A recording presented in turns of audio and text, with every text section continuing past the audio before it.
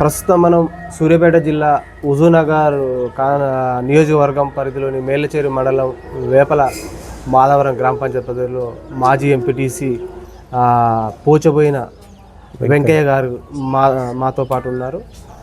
Sir, మీరు కాంగ్రెస్ పార్టీలో ఎప్పటి నుంచి కొనసాగుతున్నారు? 2004 నుంచి కొనసాగుతుంది. సార్, మీరు ఎంపీటీసీగా పనిచేసిన కాలంలో ఎలాంటి అభివృద్ధిని కొనసాగించారు ఈ మాధవరం గ్రామంలో? ఈ వేపల మాధవరంలో గత పాలకులు అప్పుడున్న టీడీపీ వాళ్ళు ఒక్క సీసీ రోడ్డు కూడా వేయలేదు. నాతో పాటు సర్పంచ్గా మోహన్ రెడ్డి అని ఉండేవాడు, ఆ తర్వాత ఉప సర్పంచ్గా బాలరాజ్ అని ఉండేవాడు, నేను ఎంపీటీసీగా ఉన్నా. మేము ముగ్గురి కాంబినేషన్లో ఈ ఊరిని 2006 నుంచి 2012 వరకు 80% సిమెంట్ రోడ్లు వేయటం జరిగింది. ఆ తర్వాత ఈ ఊరిలో వాటర్ పైప్ లైన్ కానివ్వండి, ఇంకా పేద ప్రజలకు పింఛను కానివ్వండి, అప్పుడు టీడీపీ గవర్నమెంట్లో 60 పింఛన్లు ఉండేవి. ఆ తర్వాత రాజశేఖర రెడ్డి గవర్నమెంట్లో 254 పింఛన్లు తెచ్చినాం. 300 ఇందిరమ్మ ఇండ్లు కట్టించినాం. 300 ఇందిరమ్మ ఇండ్లు రాజశేఖర రెడ్డి గవర్నమెంట్లో. అంతవరకు అభివృద్ధి జరిగింది. ఆ తర్వాత మళ్ళా రెండోసారిగా రిజర్వేషన్ ఎస్టీ రిజర్వేషను సర్పంచ్ మళ్ళా కాంగ్రెస్ పార్టీ గెలిచింది మా ఆధ్వర్యంలోనే. మా అప్పుడున్న మా సీనియర్ నాయకుడు మోహన్ రెడ్డి, ఆ తర్వాత నేను, నా తర్వాత బాలరాజ్ అని ఉండేవాడు. మళ్ళా జనరల్ సీట్లో కూడా ఒక బాలరాజ్ అని బీసీ అతనికి ఇచ్చి, జనరల్ సీట్ని వదులుకొని కూడా బీసీ అతనికి ఇచ్చి ఈరోజు 99% సిమెంట్ రోడ్లు వేయటం జరిగింది. ఊర్లో ప్రతి పని, గ్రామ పంచాయతీ డబుల్ బిల్డింగు, కాంగ్రెస్ గవర్నమెంట్లో డబుల్ బిల్డింగ్ కట్టించడం జరిగింది కాంగ్రెస్ సర్పంచ్ గుండి. ఆ తర్వాత ఫ్యాక్టరీ వారి సహాయంతో ఇటు మై హోమ్ వాళ్ళు కొంత సహాయం చేస్తారు మాకు. అదేవిధంగా కాంగ్రెస్ పార్టీ ఇప్పుడు 3 టర్మ్స్ సర్పంచ్ చేయటం జరిగింది, 3 టర్మ్స్ ఎంపీటీసీ గెలవటం జరిగింది. మీరు ఎంపీటీసీగా పనిచేసిన కాలంలో అంటే మీకు ఎంపీటీసీలకు ఎలాంటి నిధులు వచ్చేది? దాని ద్వారా ఈ గ్రామానికి ఎలాంటి అభివృద్ధి కార్యక్రమాలు కొనసాగించారు? బీఆర్జేఎఫ్ నుంచి నాకు ఉమ్మడి మండలం, అప్పుడు ఉమ్మడి మండలం అంటే మల్లారెడ్డిగూడెంకి నేను సగం ఎంపీటీసీ, ఇక్కడ సగం ఎంపీటీసీగా ఉండేవాడిని. అప్పుడు మల్లారెడ్డిగూడెంలో నేను ఒక 30 లక్షలు వర్క్ చేయడం జరిగింది బీఆర్జేఎఫ్ నుంచి ఒక 6 రోడ్లు వేయటం జరిగింది మల్లారెడ్డిగూడెంలో. ఆ తర్వాత ఇక్కడ మల్లారెడ్డిగూడెం టు వేపల మాధవరం ఒక మెటల్ రోడ్డు పొలాలలో 20 లక్షలు ఈజీఎస్ నుంచి వేయటం జరిగింది. ఆ తర్వాత మొత్తం ₹1 కోటి వర్క్ చేయటం జరిగింది. నేను కాంగ్రెస్ గవర్నమెంట్ ఉన్నప్పుడు ₹1 కోటి వర్క్ చేశాను. ఇక్కడ రామాలయం నుండి తిరుపతమ్మ గుడి వరకు ₹10 లక్షల వర్క్ చేశాను. అప్పుడు మెటల్ పరిచాను. ఆ తర్వాత పొలాలలోకి వేపల మాధవరం నుండి మల్లారెడ్డిగూడానికి 2 కిలోమీటర్ మెటల్ పరిచా. ఆ తర్వాత ఊరిలో కొంత కార్యకర్తల ఫండ్ అని వచ్చింది. అప్పుడు రాజశేఖర రెడ్డి ఉన్నప్పుడు కార్యకర్తల ఫండ్ 30 లక్షలు వస్తే నేను, మా సర్పంచ్ గారు, నా కాంబినేషన్ మోహన్ రెడ్డి గారు అని ఉండే, నేను కలిసి ఆ 30 లక్షల వర్క్ను ఊరిలోనే చేయడం జరిగింది. నేను దగ్గర ఒక 60-70 లక్షల వరకు ఈజీగా కంప్లీట్ చేశాను అప్పుడు నా పదవి కాలంలో. అంతవరకు జరిగింది. మీరు అంటే ఎంపీటీసీలకు ఎలాంటి గౌరవం దక్కింది?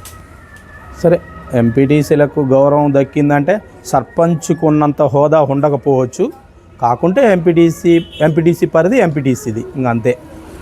అంటే మీరు 2 గ్రామాలు కలిపి 2 మల్లారెడ్డిగూడెం సగం, వేపల మాధవరం ఫుల్. మరి గతంలో సర్పంచ్గా ఉన్న ఆయంలో ఎలాంటి అభివృద్ధి జరిగింది? అప్పుడు మాకు 3 పర్యావరణాలు కూడా కాంగ్రెస్ సర్పంచ్ ఉండే, 3 పర్యావరణాలు కూడా ఊరు ప్రశాంతంగా ఉండే, ఊరు అభివృద్ధి చెందింది. అదేవిధంగా మాకు ఇక్కడ ఉన్నటువంటి ఉత్తమ్ కుమార్ రెడ్డి గారు ఎప్పుడు మాకు ఎన్నంటూ ఉండేవాడు. మేము ఏ పని కావాలన్నా, మాకు ఈ పని కావాలి సార్ అంటే ఆ పని మాకు చేసి పెట్టేవాడు. ఒక నీళ్లు కావచ్చు, ఏదైనా కావచ్చు, మేము ఈ పని కావాలి సార్ మాకంటే ఆ పని ఆయన మేము అక్కడికి ఫోన్ కూడా అవసరం లేకుండే, మేము ఫోన్ చేస్తేనే ఆయన ఫోన్ రెస్పాండ్ అయ్యి మా వాళ్ళు వస్తారు. ఒక ఆఫీసర్కి చెప్పినా, వేరే వాళ్ళకి చెప్పినా, ఎవరికి చెప్పినా కానీ అభివృద్ధి విషయంలో మాత్రం ఆయన మాకు ఎన్నంటూ ఉండేవాడు. మేము కూడా ఆయనకి అలాగనే ఉండేవాళ్ళం. కాంగ్రెస్ పార్టీ అప్పుడున్న మొదటిగా మేమున్నప్పుడు మా కాంబినేషన్లో 3 ఉన్నాం. ఈ స్కూల్ బిల్డింగ్ కట్టడం కూడా మేమే, ఈ స్కూల్ బిల్డింగ్ కానీ, ఉర్దూ స్కూల్ కానీ, ఊర్లో ఉన్నటువంటి రోడ్స్ కానీ అన్నీ కూడా ఈ 3 పర్యావరణాలు కాంగ్రెస్ పార్టీ వాళ్ళే చేశారు. ఇక్కడ అభివృద్ధి మాత్రం నువ్వు అది ఎవరిని అడిగినా, క్లుప్తంగా ఏ కార్యకర్తను అడిగినా, ఏ అవతల పార్టీ వాళ్ళని అడిగినా కాంగ్రెస్ వాళ్ళు చేశారనే చెప్తారు. ఇక్కడ బీఆర్ఎస్ వాళ్ళని అడిగినా కానీ అభివృద్ధి మాత్రం కాంగ్రెస్ వాళ్ళు చేశారు. మళ్ళా సర్పంచ్ కూడా మేమే గెలుస్తాం. సార్ గత 10 ఏళ్ల బీఆర్ఎస్ పాలనలో ఈ గ్రామం ఎలా అభివృద్ధి చెందింది, సంక్షేమ పథకాలు ఏమేమి అమలైనవి? మన వాళ్ళు దళిత బంధు అన్నారు, ఏ ఒక్కళ్ళకి దళిత బంధు ఇలే. ఈ ఊర్లో మాత్రం డబుల్ బెడ్రూమ్ ఇల్లు అన్నారు, ఒక్కళ్ళకి కూడా డబుల్ బెడ్రూమ్ ఇల్లు ఇవ్వలేదు. ఏదో బీసీ కార్పొరేషన్ లోన్లు అన్నారు, వాళ్ళకు కూడా బీసీ కార్పొరేషన్ లోన్లు ఇచ్చింది అయితే లేదు. మాకు తెలిసి అయితే అభివృద్ధి అంటూ ఏమీ జరగలేదు. ఒక రేషన్ కార్డు లేదు, ఏదీ లేదు. వాళ్ళ హయాంలో మేము చూసింది ఒక రేషన్ కార్డు ఇవ్వలేదు, ఒక బీసీ బంద్ అన్నారు, బీసీ బంద్ ఇవ్వలేదు, దళిత బంద్ అన్నారు, దళిత బంద్ ఈ ఊర్లో ఒక్కళ్ళకి కూడా ఇవ్వలేదు. ఆ తర్వాత ఇంకా ఇప్పుడు ప్రజెంట్ మొన్న కాంగ్రెస్ గవర్నమెంట్లో మొన్న రేవంత్ రెడ్డి గారి ముఖ్యమంత్రి అయిన తర్వాత ఉత్తమ్ కుమార్ రెడ్డి గారి నాయకత్వంలో రేషన్ కార్డులు, మొన్న కొత్త రేషన్ కార్డులు 120 నుంచి 130 రేషన్ కార్డులు అలాట్ చేయటం జరిగింది. సరే వాటికి బియ్యం అలాట్ కాలేదు అని అన్నారు, అలాట్ అవుతాయట. ఇప్పుడు ఏదైనా కాంగ్రెస్ గవర్నమెంట్లోనే బియ్యం కార్డు ఇచ్చినా, అప్పుడు మళ్ళా మేమున్నప్పుడు రాజశేఖర్ రెడ్డి గారు భూ పంపిణీ చేసిండు, 2 సార్లు భూ పంపిణీ చేసిండు. 2 సార్లు భూ పంపిణీలో ఒక్కొక్క టర్మ్స్ 120 ఎకరాలు, ఒకసారి 120 ఎకరాలు భూ పంపిణీ చేయటం జరిగింది ఈ ఊర్లోనే, ఇంకొకసారి 120 ఎకరాలు చేయటం జరిగింది. ఇక్కడ భూ పంపిణీ కూడా జరిగింది. ఆ భూ పంపిణీలో కూడా దాంట్లో కూడా నేను ఎంపీటీసీగా ఉన్నప్పుడే జరిగింది. సార్ మరి గత ప్రభుత్వంలో యాదవులకు గొర్రెల పంపిణీ చేసినామంటున్నారు, మిషన్ భగీరథ ఇంటికి నల్ల నీళ్ళు వస్తున్నాయి, ఈ 2 రావట్లేదు. పైపులు అయితే వేసిన మాట వాస్తవమే, నీళ్ళు అయితే రావడం లేదు. మిషన్ భగీరథ వాటర్ రావడం లేదు, ఒక్క చుక్క కూడా రావడం లేదు. ఇంతవరకు అయితే ఓకే. యాదవులకు మొదటి దఫాలో ఈ ఊరిలో ఒక 10-15 మందికి అయితే గొర్రెలు ఇచ్చారు. ఆ తర్వాత మాత్రం డీడీలు కట్టించుకున్నారు, ఆ గొర్రెలు ఏమి ఇవ్వలేదు. ఆ డీడీలు కూడా అట్లనే పోయినాయి. ఇంకా అంతవరకు అయితే తెలుసు నాకు. సార్ కాంగ్రెస్ పార్టీ 6 గ్యారెంటీలతోటి అధికారంలోకి వచ్చింది. 6 గ్యారెంటీలపై ప్రజల స్పందన ఏ విధంగా ఉంది? 6 గ్యారెంటీలు ఎన్ని గ్యారెంటీలు అమలు అవుతున్నాయి మన గ్రామంలో? ఒకటి మాత్రం రేషన్ బియ్యం ఓకే, కరెంటు బిల్లు ఓకే, 2 గ్యారెంటీలు. ఆ తర్వాత 3వ గ్యారెంటీగా బస్సు ఓకే. సరే ఉన్న వాళ్ళకు కొంచెం కష్టంగా ఉంది, కానీ ఈరోజు బీదవాళ్ళు మాత్రం హ్యాపీగా ఉన్నారు.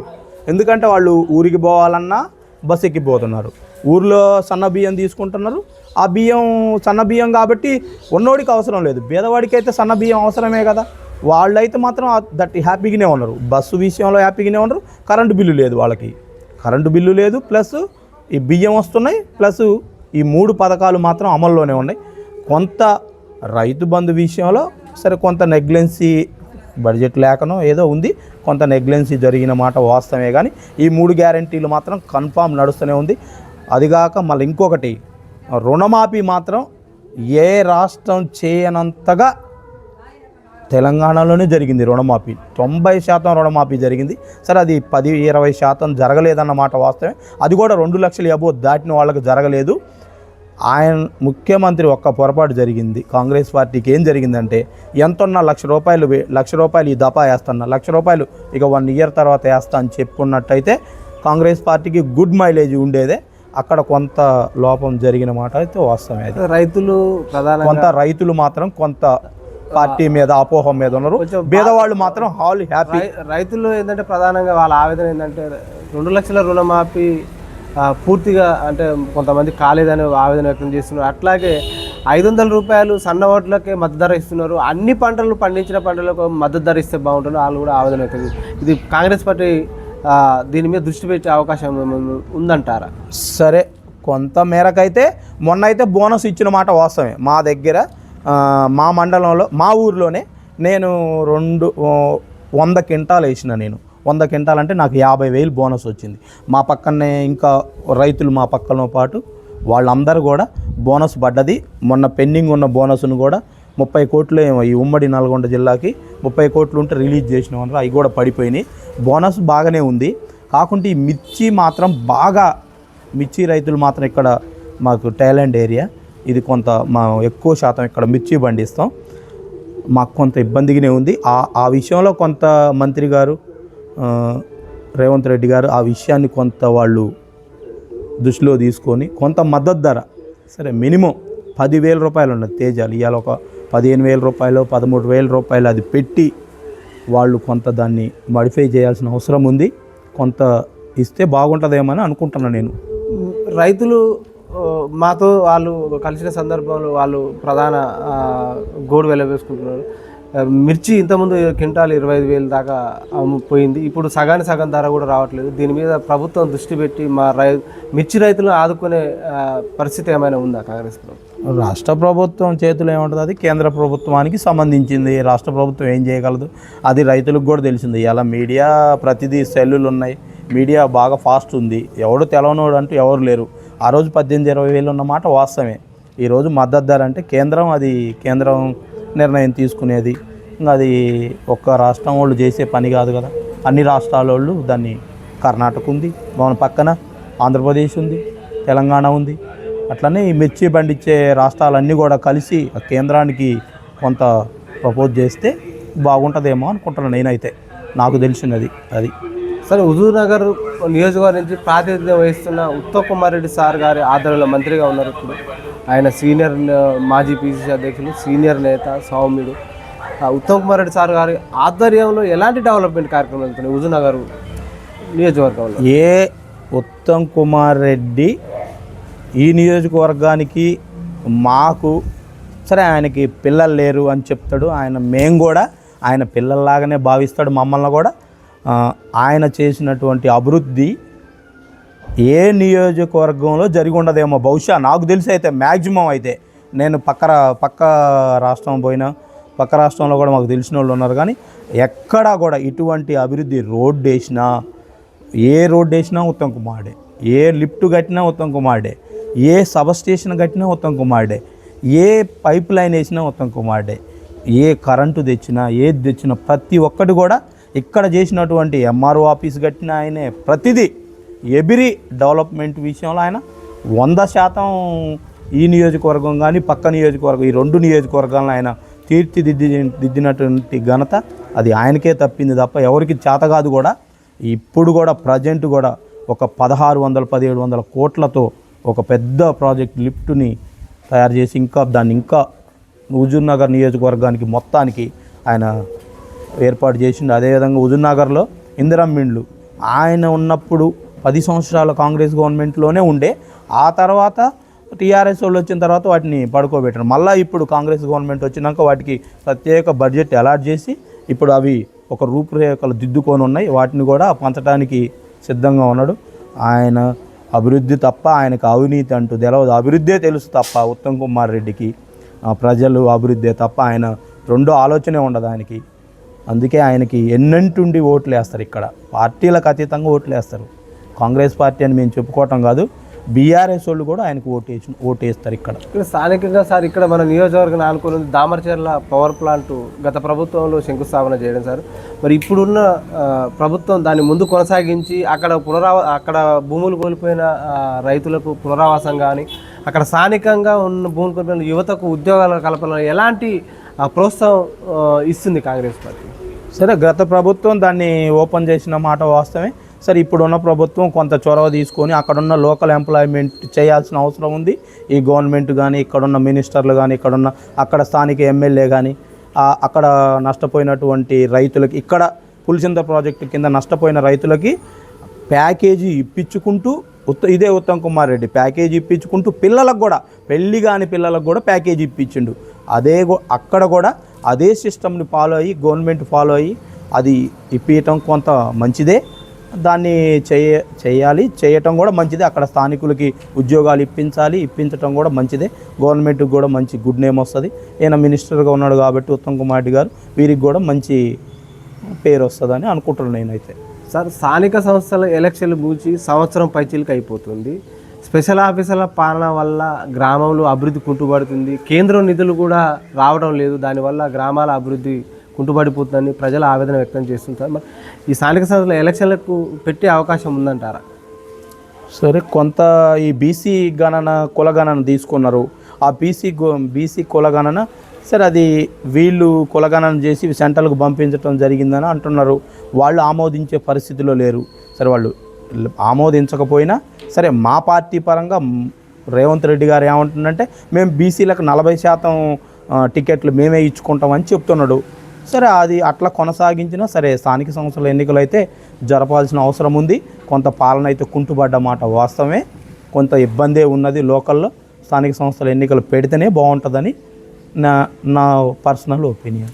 త్వరలో స్థానిక సంస్థల ఎలక్షన్ రాబోతున్నాయి సార్. ఎలక్షన్ అంటే మద్యం, డబ్బు ఎరవేసి ఓటర్లను ప్రలోభాలకు గురి చేస్తున్నాయి ఈ రాజకీయ పార్టీలు అంటున్నారు. వీటిని సమాజం నుంచి దూరం, అంటే ఈ ప్రలోభాలకు గురి చేయకుండా, ప్రజలను మభ్యపెట్టకుండా ఏ పార్టీ ప్రోత్సహించకుండా ఉండాలంటే ఒక సీనియర్ నాయకుడిగా ప్రజలకు కానీ పార్టీలకు ఏమైనా సూచన చేస్తారా మీరు? ఇప్పుడున్న ఈ సమాజంలో ఈరోజు నువ్వు 100 పనులు చేయి, 100 పనులు చేసి నీ 100 పంచాదాలు చేసిన ఆ రోజుకి 500 ఎవరు ఇచ్చారు, 500 ఎవరు ఇస్తున్నారు, క్వార్టర్ ఎవరు ఇస్తున్నాడు, మటన్ ఎవరు ఇస్తున్నారు అన్నదే చూస్తారు. కానీ ప్రజలు ఈరోజు కాంగ్రెస్ పార్టీ ఏం చేసింది, రేవంత్ రెడ్డి అసలు ఏం చేసిండు అనేది ఆలోచించట్లే. రైతు బంధు వేసిండా వేయలేదా, వచ్చిందా రాలేదా అంటున్నారు. అదే తప్ప అసలు ఈ రైతు బంధు వల్ల మనకు అసలు నష్టం జరుగుతుందా లాభం జరుగుతుందా అని ఆలోచించట్లే.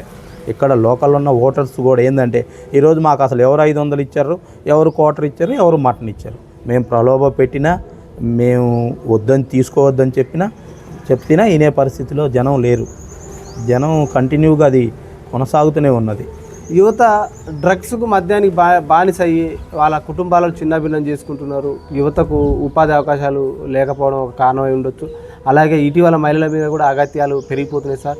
యువతలో మార్పు రావాలంటే కొత్త చట్టాలు రావాలంటారా, సమాజంలో మార్పులు అంటారా? యువత ఎలాంటి మార్పుకు లోను కావాలంటే ఎలాంటి సూచన సలహాలు ఇస్తారు మీరు? యువతలో మార్పు రావాలంటే, యువత బాగుపడాలంటే వాళ్ళు కష్టపడి చదువుకోవాలంటే ఆ ఎంప్లాయ్మెంటు రాష్ట్ర గవర్నమెంట్ కానీ కేంద్ర గవర్నమెంట్ ఎంప్లాయ్మెంట్ ఉంటే ఇప్పుడు వేరే సైడ్ ఆలోచించడు కదా. వాడికి ఒక పని కల్పిస్తే ఆ పని ఉందనుకో వేరే సైడ్ ఆలోచించడు కదా. ఆ పని కల్పించకపోవడం వల్ల కొంత ఎంప్లాయ్మెంట్ లేకపోవడం వల్ల సరే మా ఏరియాలో అయితే అంత ఉండదు, డ్రగ్స్ అనే విషయం ఉండదు. కొంత వ్యవసాయ పరంగా కానివ్వండి, ఇటు ఇండస్ట్రియల్ పరంగా కానివ్వండి, కొంత మా కాడైతే ఆ ప్రాబ్లం తక్కువే, చాలా తక్కువ, రేర్ మాకు తెలిసి. ఈ 2 నియోజకవర్గాలలో అది ఉండదు, మ్యాక్సిమం అయితే ఉండదు. సరే కొంత ఆంధ్ర బార్డర్ ఉన్నది కాబట్టి వచ్చినా చెప్పలేము. కొంత అయితే మరి ఎంప్లాయ్మెంట్ ఉంటే బాగుంటుందేమో. యువత కొంత పక్కదారి పడుతున్నది అనేది వాస్తవమే. ఎంప్లాయ్మెంట్ విషయంలో కొంత నెగ్లెన్సీ నడుస్తున్నదని అంటారు సార్. అధిష్టానం మీకు అవకాశం కల్పిస్తే మీరు ఎలాంటి అభివృద్ధిని కొనసాగిస్తారు?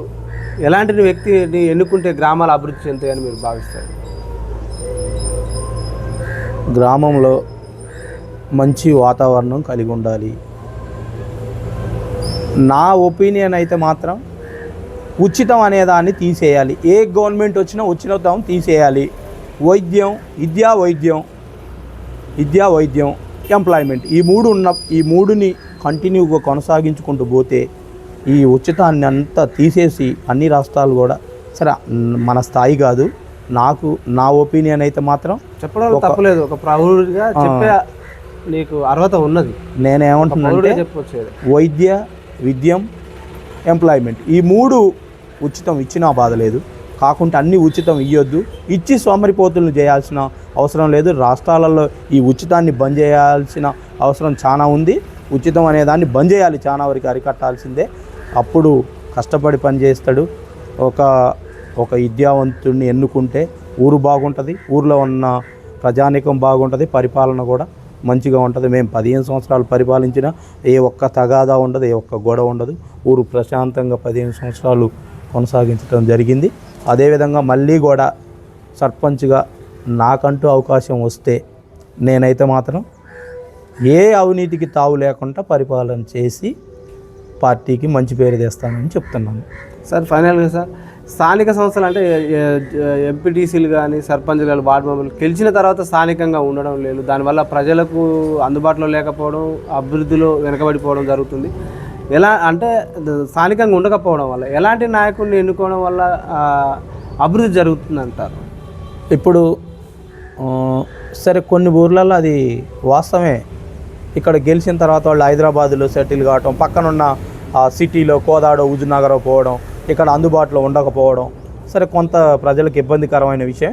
మా దగ్గర మాత్రం మేమున్న మా టీం ఇప్పుడు 3 సార్లు గెలిచిన వాళ్ళం కూడా కంటిన్యూగా ఇదే ఊరిలో ఉన్నాం. మేము ప్రజలకు ఎప్పుడూ అందుబాటులో ఉంటాం.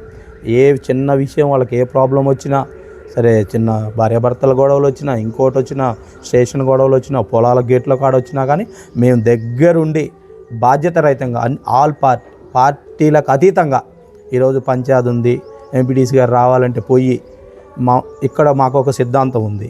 ఏదైనా ఫంక్షన్ వచ్చినా ఏదన్నా వచ్చినా కానీ ఆల్ పార్టీ వాళ్ళు కలిసే ఉంటారు, కలిసే నడుస్తుంది. ఇక్కడ కాంగ్రెస్ పార్టీ మాత్రం 3 సార్లు గెలిచినా మా మంచితనం, మేము పనిచేసే విధానంలోనే మేము ముందున్నామని చెప్తున్నాను నేను. సార్ ఫైనల్గా సార్ మీరు మీ గ్రామ ప్రజలకు, యువతకు, ఓటర్లకు ఏం సూచన చేస్తారు, ఏం సందేశం ఇద్దాం అనుకుంటున్నారు?